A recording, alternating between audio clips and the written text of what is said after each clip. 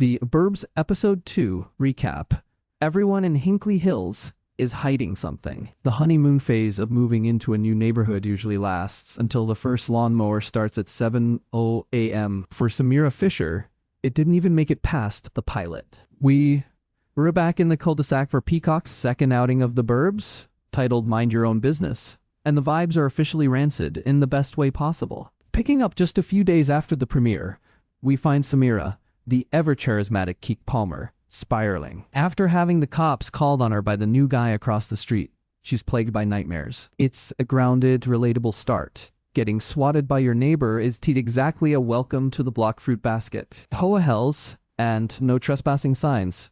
If you thought the mystery was the only thing heating up, you haven't met Agnes, the HOA president from hell. The rivalry between Agnes and Lynn, Julia Duffy, is reaching a boiling point. Mostly because Agnes seems to think the neighborhood leash laws don't apply to her dog, which has decided Lynn's yard is its personal restroom. It's peak suburban petty and, frankly, very unbecoming of an HOA leader. Meanwhile, our resident cop caller has decorated his lawn with no trespassing signs. Naturally, this only makes Samira more obsessed, while Rob, Jack Whitehall, is firmly in let's just mind our own business camp. Samira is busy wondering why anyone would move into a literal murder house. The stakes get higher when Naveen drops a suburban legend bomb. The locals believe Allison, the girl who vanished 20 years ago, is buried under the floorboards of that very basement. High-stakes shopping.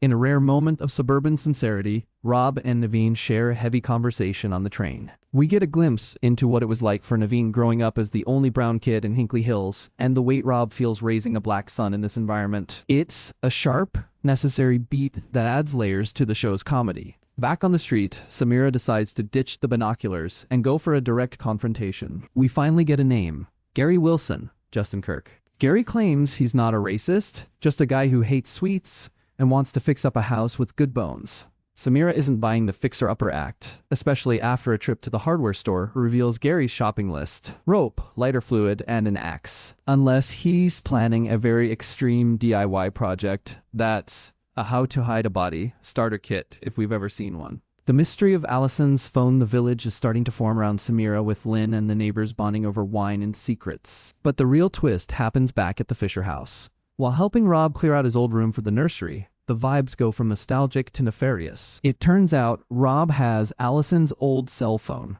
Look, Rob, we love you, but hiding evidence in a locked drawer while your wife is playing Nancy Drew across the street is a major red flag.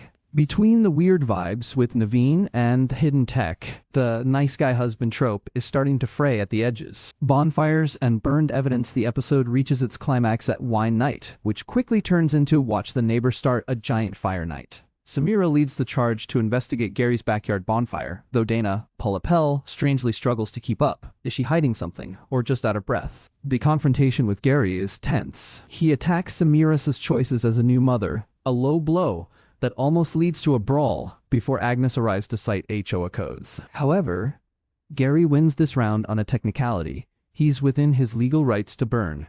The kicker? Later that night, after Samira gives Lynn a key, showing her being trusting and starting to count on Lynn, who begins to act worried herself. As Samira walks home, ash begins to fall like snow. She catches a stray piece of paper from the fire, and it's not a grocery list, it's the missing newspaper article about Allison's disappearance. As Samira stares at the charred remains, she drops the line of the night.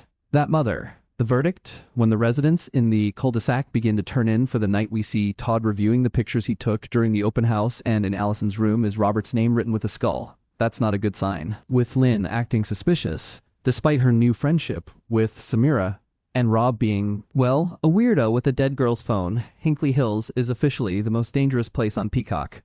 What do you think Rob is doing with that phone? Is Gary a killer or just a jerk with a hobby? Let us know your theories in the comments below. For more recaps and the latest TV news, keep it locked to the TV Cave.